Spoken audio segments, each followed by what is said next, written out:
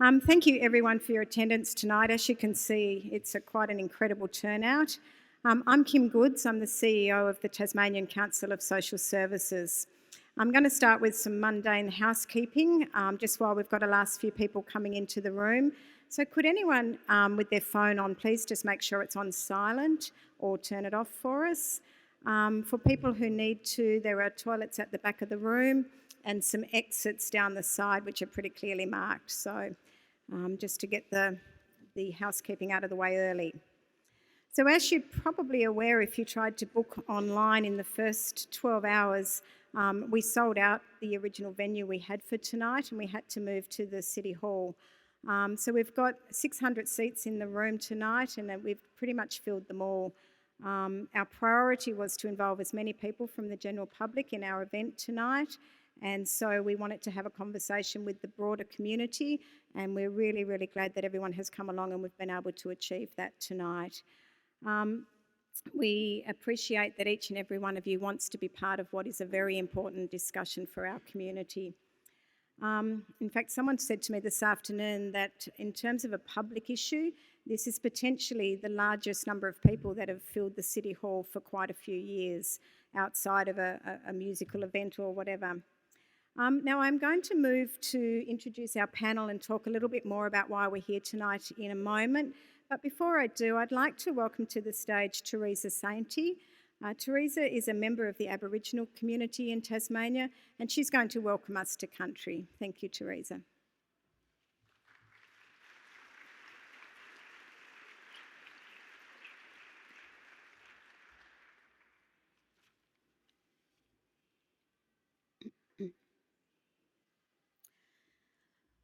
I am indeed Teresa Sainty.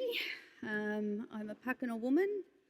My country is the whole of the northeast coast of what is now called Tasmania, but what our community calls Lutuwita.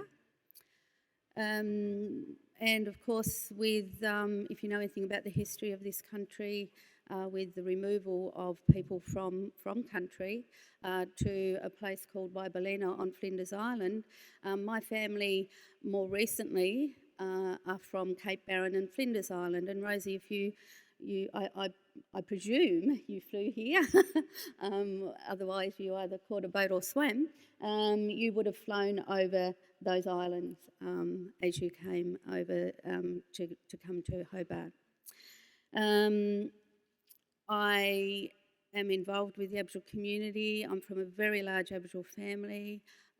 I work for the Department of Education with Aboriginal education, but I also continue working for the Tasmanian Aboriginal Centre as a consultant in a very important program around language revival, and our community has been reviving language since the early 1990s, and we continue that work. So tonight I'm going to speak to you partly in my language, and I will translate as I go. So, Pulingina milaidina manatu, milaidina ningimpi nungampi, milaidina pakana. Welcome to my country, the country of my ancestors, Aboriginal land. Pulingina lutuwitatu, Rosie. Minutunapri nina taipani manta milaidina mana nipalunati. A special welcome to Lutuwita, Rosie, and other guests that are not from here. I know Rosie has travelled a long way to my country for this important discussion in Nipaluna, Hobart. Pakanamana takara Lutuwita paiwutamanta, moyini pumli palawa wuringili ti.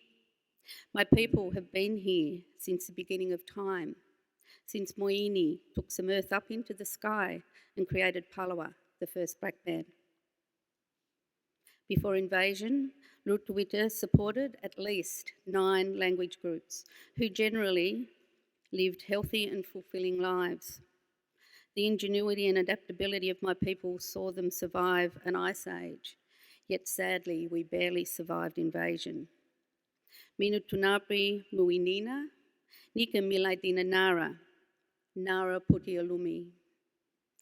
Minutunapri ningimpi nungampi pakana mana mapali. Minutunapri nununi, mumarimina, kakaina. Pakana rutuita putia lumi. I remember the Muinina who are no longer here. This building sits on the country of the Muinina.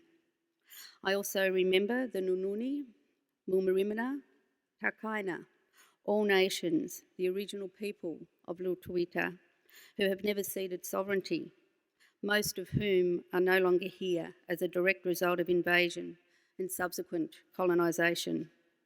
I particularly acknowledge and pay respect to elders, past and present, and the Tasmanian Aboriginal community who continues the legacy of our ancestors and of our people who are no longer here. Rala ningimpi nungampi pakanati, nara makuralumi, pakana makuralumi.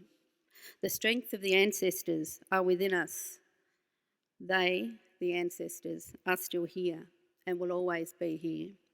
We will always be here. Warantaputia tunapri naramapli. We will never forget them. As far as we know, family violence was not an issue amongst our communities before colonisation. Accounts suggest that Aborigines generally live peaceful and fulfilling lives. In fact, officers of the Dontecasto expedition that visited Lutuita in 1793 and met with Aborigines at Black Swan Lagoon wrote that the children were loved tenderly, that the most perfect harmony seemed to reign among these natives. They described an interesting scene as follows. But an even more interesting scene was the endearing gestures made by these simple and good men towards their children. They caressed them and played with them in a most interesting manner. The little quarrels were stopped without violence, but with, however, a mild chastisement which was followed by caresses, which would soon stop the tears. Oh, how much civilised people who pride themselves on their knowledge would learn from this school of nature. We know that there is no aspect of Aboriginal life, either in Lutuita or on the Big Island, Australia, that has not felt the impact of invasion. The decimation of our family structures, our communities, and the associated grief and loss, helplessness and hopelessness is a legacy of colonisation, the effects of which we are still experiencing today. If there is any doubt that this is not the case, consider what colonisation is. A process whereby one group of people moves to forcibly control another, dispossessing them of their lands and moving to impose the colonising culture on them. Colonisation is achieved by physical, social, emotional and spiritual means, with genocide, forced removal of people, prohibitions on existing cultural practice, including and especially language, renaming of people and places, and the derogation of existing ways of knowing, all aimed at the erasure of communal memory of pre-colonial times and ways. In my mind, there is no doubt. The forced removal of communities from country, removal of Aboriginal children from their families and communities, riding roughshod over Aboriginal heritage and defunding Aboriginal organisations is part of colonisation process, and it is happening right now. We do need to talk family violence in our community. I would suggest, however, that the approach to addressing the issue within Aboriginal communities, and I am no expert by any means, must be tailored to each community. There is possibly not one solution, but a number of solutions that always considers the context of the individual community. I'm talking about cultural context in this instance. We are not all the same, and so a one-size-fits-all solution will never work. We need to give our people hope. We must be consulted about any protocols, programs or initiatives that may be developed around working with Aboriginal communities and families regarding this very sensitive issue, and it is an issue, we know that. Finally, I will say this, that the Aboriginal community should lead the process, whether it be, and I'm talking obviously about working within Aboriginal communities here, whether it be Aboriginal community organisations and health services, individual community members and so on. Aboriginal involvement should not simply be limited to consultation. Double Tinari Miladina Nanya Rosie, travel safely back to your country. Unfortunately, I'll apologise to the panel. I have to leave early, and so I won't be able to listen to the really important discussion that's happening, but I have nanny duties. And so I hope the discussion goes well, and it's so important that we all continue with these discussions. Thank you.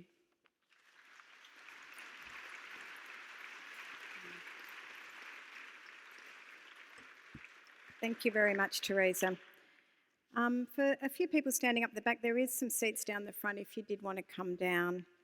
I'd now like to just acknowledge the following parliamentarians and others that are here tonight. So the Honourable Will Hodgman, Premier of Tasmania, the Honourable Jackie Petrusma, Minister for Women, the Honourable Elise Archer, the Honourable Cassie O'Connor, Scott Bacon, the Honourable Mike Gaffney, MLC. We also have the Commissioner for Children, Mark Morrissey, and the Anti-Discrimination Commissioner, Robin Banks, and a range of local councillors and aldermen from Kingborough, Hobart, Clarence, Glenorchy, Brighton, Sorell, and other councils that I may have missed. My apologies. I'd also like to really pass on our thanks to the Hobart City Council, in particular for making sure that the hall tonight was heated, which was really a big bonus for us. So the last but very not least I want to thank before we move into the more formal discussion tonight is the team from TasCos. They've done an incredible job to pull tonight together with quite short notice, and I really want to acknowledge how hard they've worked to do that tonight. So we are here to listen to the story and to the message of Rosie Batty. And of course we are here because we care about those who have suffered and are suffering family violence, and because we care about the impact it has on the individual and on the community. And in recognition and support of the Never Alone campaign that Rosie has launched, we are here tonight